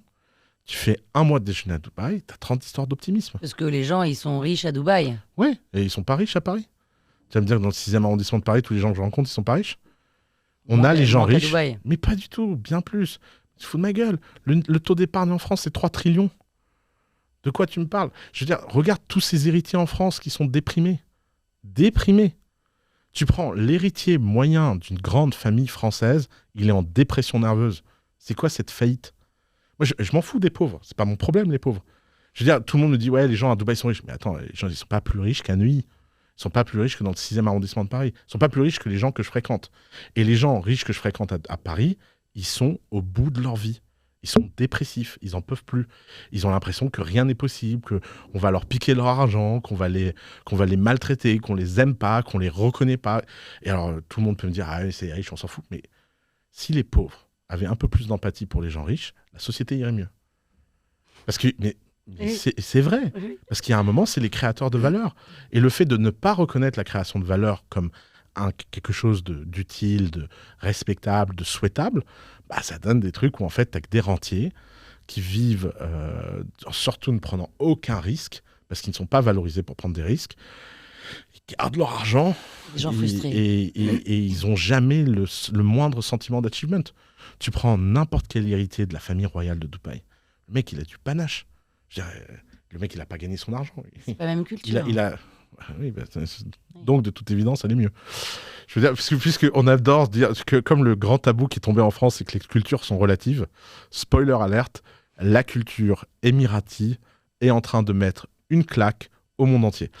Et c'est drôle que ce soit un pays arabe qui le fasse. Moi, ça me fait mourir de rire. C'est-à-dire que ça me fait mourir de rire que ma meuf, qui est modèle érotique, ne se soit jamais sentie aussi en sécurité que depuis qu'elle vit à Dubaï dans un pays musulman. Ça me fait mourir de rire que le système d'éducation le plus divers du monde, le plus élevé du monde, qui vraiment est capable de faire Montessori le matin, freiner l'après-midi, de prendre le meilleur du meilleur, etc., ce soit un pays arabe qui nous l'ait donné au monde. Et d'ailleurs, c'est un paradoxe historique amusant. Hein, les pays arabes se sont écroulés par leurs bêtises. Et ils se sont effondrés sur eux-mêmes parce qu'ils ont raté la révolution industrielle et leur fanatisme religieux les a amenés au mur. Dubaï est un oasis dans ce monde arabe de tolérance, d'ouverture. C'est quand même le seul pays au monde qui protège, seul pays arabe qui protège les juifs avec une force. Et moi, je suis hyper fier de vivre dans un pays où les juifs sont protégés. Enfin, je veux dire, c'est quand même... T'as pas besoin de massacrer ces pauvres gens qui n'ont rien demandé sous prétexte qu'il y a une guerre dans leur pays envers des cousins qui sont ce qu'ils sont. Donc en fait, il y a un moment, et on parle du même pays qui a donné des centaines de millions à la Palestine. Parce que l'un n'empêche pas l'autre. Tu as l'impression qu'il faut choisir son camp. Non, tu peux être du côté de la paix, tu peux être du côté de la prospérité. Et aujourd'hui, quand l'IA arrive et qu'en France, on en est au point où l'Europe, avec l'IA Act, empêche tout le monde de faire quoi que ce soit, on a le seul gouvernement au monde qui a passé un deal avec OpenAI. Parce que la devise de l'émir de Dubaï, c'est number one in everything. Et je trouve que c'est une devise qui en jette, quoi, en fait. Number one in everything, c'est c'est leur devise, ouais. Number one. Mais leur devise business, pas leur devise. Non, c'est leur devise de gouvernement. C'est ce qu'ils répètent tout le temps dans toutes les interviews. What is the mission of Dubai? Number one in everything. C'est facile. Et en plus, j'adore la simplicité de ce truc parce que c'est ridicule. Moi, j'adore les slogans ridicules parce que tu dis, imagine, t'as un Français, tu lui dis ça, et tu dis, c'est pas possible et tout. On sait que c'est pas possible. Mais où est l'impossible? Où est la frontière de ce qui est possible et pas possible? On ne sait pas tant qu'on ne le découvrira pas. Et alors, il y a plein de problèmes à Dubaï. Hein. Mais par contre, il n'y a pas les problèmes que les gens imaginent. Moi, ce que j'adore, c'est quand on me dit que les travailleurs du bâtiment sont maltraités à Dubaï. Je me suis amusé à calculer la parité de pouvoir d'achat d'un travailleur français dans le bâtiment vs d'un travailleur dans le bâtiment de Dubaï. Le mec dans le bâtiment à Dubaï écrase le français. Hein. C'est très simple à comprendre. L'hôpital est gratuit, le transport est gratuit, il ne paye pas son logement. Il a un salaire qui lui permet d'envoyer un taux d'épargne immense au pays. En France, entre les impôts, les charges sociales, les coûts cachés qu'il a, le loyer, le machin, le mec, à la fin, il gagne le SMIC dans le bâtiment, il crève. La bouche ouverte. C'est pas pour rien que c'est le secteur numéro 1 en immigrés clandestins. Enfin, les gens finissent toujours par optimiser autour de ce qu'ils peuvent. Donc ça, non, les vrais problèmes de Dubaï, c'est que, d'abord, c'est une cible terroriste mondiale, à peu près... le moindre cinglé qui veut montrer que Allah c'est le plus fort, sa cible maintenant c'est Dubaï. Hein. Ça c'est bon. J'espère, je touche du bois pour eux, que leur service de sécurité soit très fort et qu'ils n'aient pas à vivre un drame pareil. Mais ça c'est un vrai problème. Deuxième problème, c'est quand même un pays jeune qui repose beaucoup sur le leadership d'un seul homme, qui est exceptionnel. Hein. J'espère que des films seront faits sur lui comme sur Steve Jobs. On parle, moi, je trouve, d'un type qui a bootstrappé un pays. C'est quand même assez dingue. Qu'est-ce qui va se passer quand il va mourir? Qu'est-ce qui va se passer? Parce que tout est formidable, bien organisé, etc. Parce qu'il y a un leadership incroyable. Et ça, comme dans tout État centralisé, le jour où ça change, le paradis devient l'enfer, mais dans la journée. Quoi. Donc, Et toi, t'as pas envie de bosser pour eux? Écoute, j'ai envie de faire un dessin animé à la gloire de ce pays. Et j'espère que j'arriverai à faire un dessin animé qui donnera envie à tous les enfants du monde d'aller à Dubaï. Et que le jour où je ferai ça et que ce dessin animé sera tellement bien, ils me contacteront, me remercieront et me donneront un passeport émirati. Et quand tu dis faire un dessin animé, toi le produire? Ouais, moi le produire. Ouais. D'accord. Et t'as déjà trouvé qui fait quoi et tout? Non, c'est un projet de longue haleine. J'ai décidé de l'écrire moi-même, ce dessin animé. Ok. Donc ça fait 2 ans. Je me suis donné 15 ans pour le faire. C'est parce que c'est un truc très précieux. Et donc voilà, je me dis si d'ici 15 ans j'arrive à gagner le passeport émirati, ce sera formidable. Est-ce qu'il y a une femme façon Oussama? Est-ce qu'il y a c'est qui la femme Oussama? C'est qui la femme Oussama? Tu veux dire l'entrepreneur je trouve que c'est Fanny Péchioda en France. D'accord. Ouais, ah bon, c'est la Oussama? Ah, c'est carrément.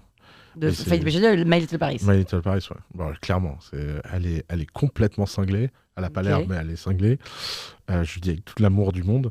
Elle est incroyable. Enfin, My Little Paris, c'était un chef-d'œuvre. Et aujourd'hui, Fanny Péchioda Écoute, elle travaille sur un nouveau projet secret. Je ne vais pas me révéler parce qu'elle est très secrète et machin, mais elle travaille sur quelque chose qui pourrait être plus gros que My Little Paris. Donc elle a pris 3 ans de pause parce qu'elle est partie. Elle a créé une boîte de cosmétiques, mais ça c'est un peu comme moi quand je fais des formations en ligne. Un petit side, elle s'occupe. Tu te reposes, quoi. Voilà. Tu te reposes la tête. Mais là, elle a un projet très ambitieux. On verra. Je souhaite. Donc ton homologue, c'est Fanny Péchioda. Ouais, je trouve. Ah ouais. Ouais, je trouve. Elle est intense, elle est intransigeante, elle est bulleuse, elle ne prend jamais non pour une réponse. Non, elle est incroyable. Moi, T'es fan. J'étais fou amoureux de Fanny Péchioda pendant des années. Hein. Et alors, en parlant d'amour, donc t'es polyamoureux, Oussama. Ouais. Mais là, t'arrêtes pas de dire ma fiancée. Donc, modèle érotique, ça veut dire quoi déjà, les modèles érotiques? Modèle érotique, tu sais, c'est les gens qui font des photos nues. Maillot de bain, culotte? Non, nu. Pour quoi? Elle a fait Playboy, elle a fait Maxime. Elle a fait, et tu l'as trouvée où?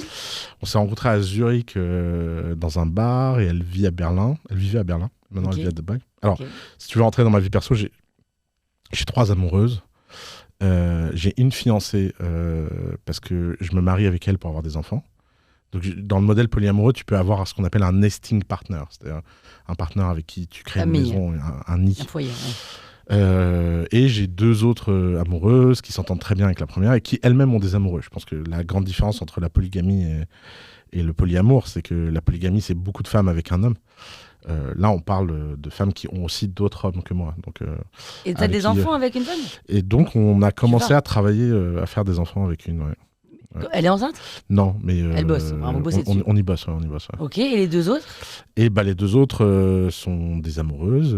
Qui vivent à Dubaï, les 3? Les 3 vivent à Dubaï, les 3 se connaissent, les 3 s'entendent bien. Les 3 sont heureuses que les enfants arrivent. Enfin, tu vois, c'est tout un projet de vie. Et vous dînez parfois tous les 4? On voyage parfois tous les 4, même des fois.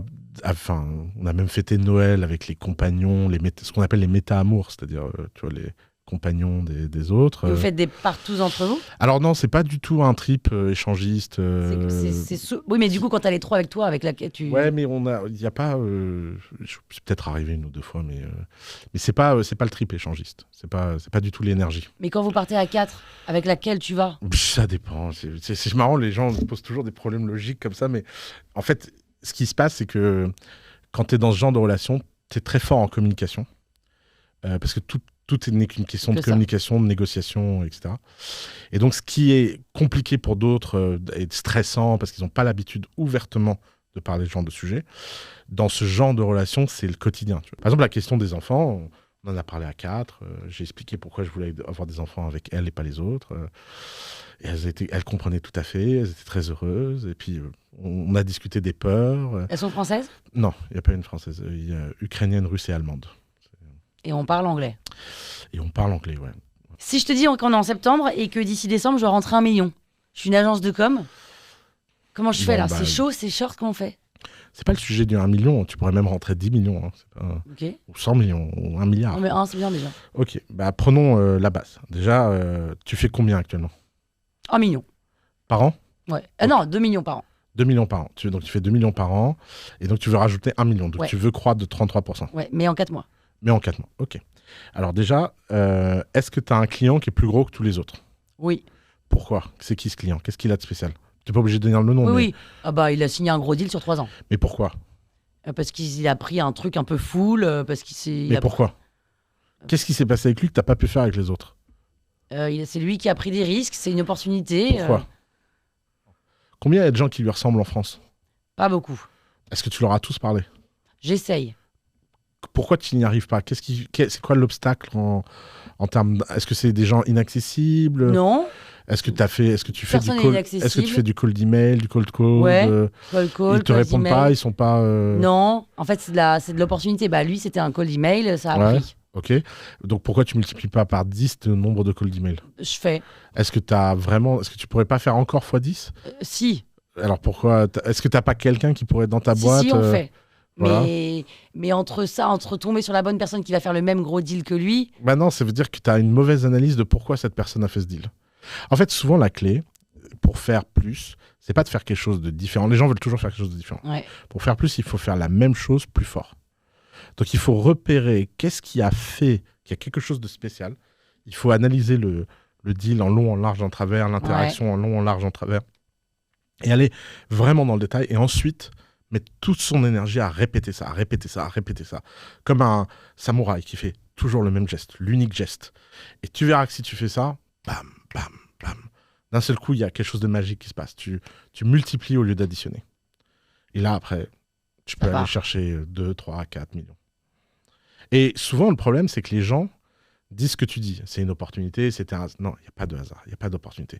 C'est parce que, en fait, les gens pensent que c'est l'information qui crée l'action, alors que c'est l'action qui crée l'information. Toi, tu as l'impression que tu vas réfléchir à un truc et tu vas produire un résultat, alors qu'en fait, là, la vie, l'action t'a donné une info, mais au lieu de t'arrêter et te dire « Putain, c'est quand même bizarre, il y a un mec là qui me paye plus que les autres. » Je vais décortiquer tout, je vais relire les emails, je vais relire les SMS, je vais me refaire 100% des rendez-vous dans ma tête, je vais essayer de savoir qu'est-ce que j'avais ce jour-là, est-ce que j'étais de bonne humeur, est-ce que c'est ma personne, est-ce qu'il m'a été recommandé par quelqu'un, tu vois, je vais essayer de trouver tous les patterns que je n'ai pas, c'est la vie qui m'a apporté ça. C'était le hasard, mais transformer le hasard en méthode, c'est ça là, le truc. Les gens veulent transformer la méthode en hasard, mais non. Tu vas pas susciter une autre opportunité.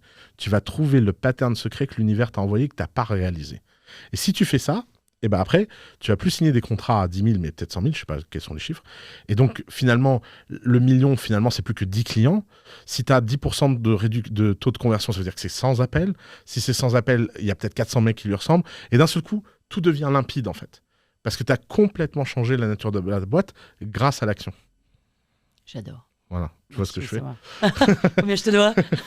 300 € la demi-heure. Dernière question, est-ce que tu t'en fous du regard des autres? Disons que j'ai pas trop le temps de le considérer.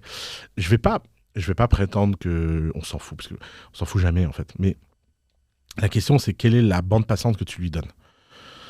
Donc après, il y a des trucs simples.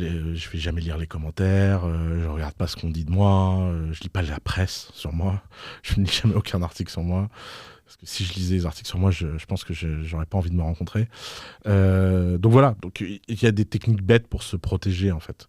Donc évidemment, si j'étais devant quelqu'un qui m'envoyait toute sa haine, etc., j'aurais besoin de me dire oui, j'admire pas cette personne, tout, mais ça fait toujours mal, on est toujours sensible, mais c'est pas très difficile de se désensibiliser, c'est pas très difficile de l'ignorer en fait, ça demande juste un peu de discipline. Et j'ai remarqué que les gens qui vivaient le plus mal le regard des autres, c'était ceux qui avaient le regard le plus acéré sur les autres. Et donc l'autre technique, c'est de ne juger personne, d'essayer de ne juger personne. C'est évidemment un process, hein, même moi...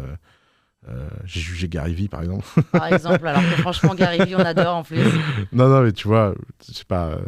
Mais tu vois, par exemple, imaginons que je serais dans le cas où je devrais rencontrer Gary Vee. Ouais. Et ben, j'essaierais de toutes mes forces de m'enlever toutes les émotions qu'il m'a provoquées dans ces vidéos. Et de le prendre tel qu'il est. Et de le prendre tel qu'il est, d'essayer de, tu vois, de me dire est-ce qu'il est différent, pas différent, machin. Parce que, en fait, il faut donner l'opportunité aux gens de te surprendre. Et est-ce que tu es heureux? Oui, je trouve que c'est un concept qui n'a aucun sens, le bonheur. Moi, j'appartiens à une école en philosophie qui a un concept très simple. C'est que n'est réel que les mots qui font l'unanimité. Répète. Donc, n'est réel que les mots qui font l'unanimité. Donc, c'est très simple comme concept.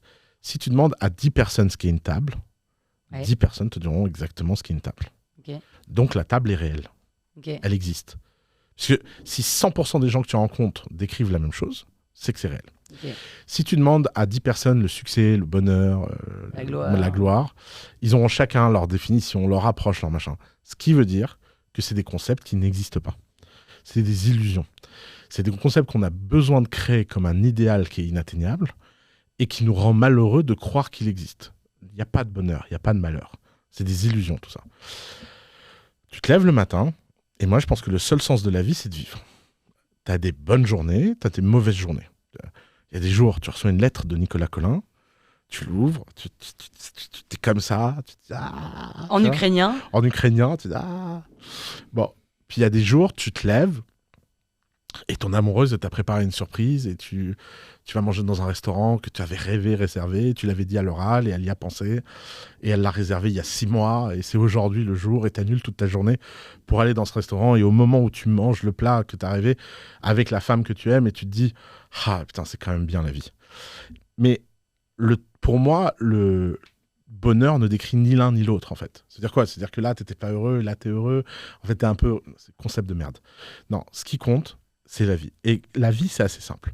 Il y a tous les sujets dont tu dois te protéger, la santé, la famille, tu vois, mettre les gens autour de toi. Si ma mère était malheureuse, pas de bonheur. Enfin, pas de... Donc il y a des sujets un peu, tu sais, obligatoires. Tu dois cocher les cases. Et une fois que tu as coché ces cases, commence la vie. Et quand tu commences la vie, bah, tu peux y mettre plus ou moins d'intensité, tu peux y mettre plus ou moins de risques. Tu peux des fois faire des choses grandioses ou des choses décevantes. Des fois, tu te trompes. Hein.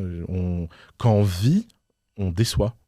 On déçoit les gens qu'on aime, on déçoit les gens qui croient en nous. Et on a plein de raisons de ne pas être à la hauteur de ce qu'on imagine être. Et c'est pas grave. On apprend, on en fait quelque chose ou pas. Des fois on n'apprend pas. Des fois, on recommence, et on recommence, et on recommence. Par exemple, en ce moment, je ne sais pas ce que j'ai. Je suis tombé dans les échecs, là. Je joue beaucoup aux échecs en ce moment. Contre toi-même contre l'ordinateur, un peu en ligne. Je suis pas très bon. Ça fait 6 mois que je joue, mais je suis obsédé. Et il y a un coup, ça me fait trop rire. C'est quand tu ouvres devant le roi et il y a dame qui se met à droite, puis elle prend ton pion, elle a la diagonale vers la tour et tu perds ta tour au 5e coup. Et c'est une ouverture hyper connue, c'est hyper facile de se protéger. Machin. 3 parties sur 4, quand le mec connaît ce coup, je me protège pas, je rate. Et j'en suis, je sais pas, à la 70e partie où je me fais avoir. Et la dernière fois, je me regardais, je me disais, putain, les mecs qui prétendent qu'on apprend de nos échecs. Drôle. Quelle bande de fumier. Drôle. Il y a des trucs. En fait, il y a des trucs, c'est plus fort que toi. Et pourquoi? J'ai essayé de comprendre. C'est que je suis tellement excité dans l'attaque. Et ça, c'est vraiment un coup de gens mauvais dans la défense. C'est que moi, ce qui m'excite, c'est l'attaque aux échecs. Tu vois. Commencer à regarder les pièces une par une pour voir si elles vont bien, machin. C'est pas mon truc. Et donc, c'est pour ça que je pense que je vais être un joueur d'échecs catastrophique. Parce que si je tombe sur un mec légèrement meilleur que moi en attaque, Terminé. aucune chance. Parce que je n'ai aucune défense, tu vois. Et donc, je me dis, bon, je vais travailler tout. Et à partir du moment où je commence à travailler sur ce jeu-là, stratégie de défense et tout, mon envie de jouer aux échecs, elle tombe à zéro. Oui. Et je trouve que ce petit sujet montre bien la vie. On n'est pas tout le monde, on peut pas tout faire. Et contrairement aux échecs, on a la chance de choisir la partie qu'on joue.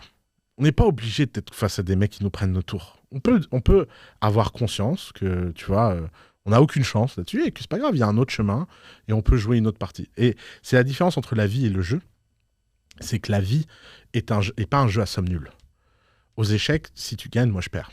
Dans la vie, tu peux gagner, je peux gagner, il peut gagner, on peut tous gagner, on peut tous perdre. Il n'y a pas de condition préalable au fait de gagner.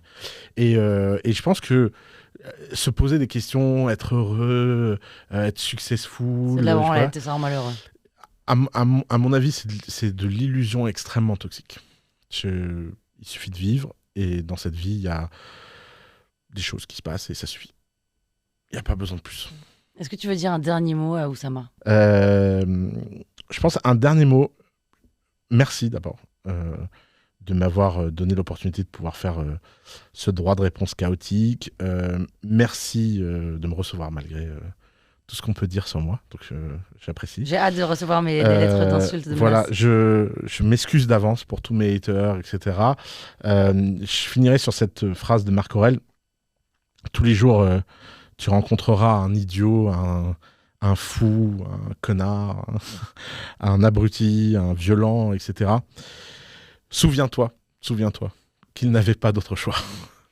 C'est vraiment, au fond, tous ces gens qui pensent me connaître, parce qu'ils ont vu un extrait, une vidéo, machin, et pour qui je suscite de la haine, du machin, s'ils ont écouté toute cette émission, j'espère qu'ils ont un peu changé d'avis. Et puis s'ils n'ont pas changé d'avis, bah, qu'ils aillent vivre leur vie, et puis c'est pas grave. Voilà. Merci Oussama. Est-ce que tu préfères que cet épisode sorte mais que personne n'écoute? Ou que cet épisode ne sorte jamais?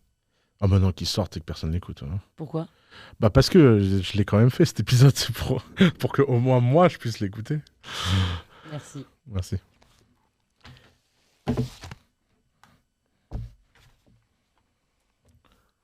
T'as raison, ce hasard en méthode là. Ouais. C'est fort ça.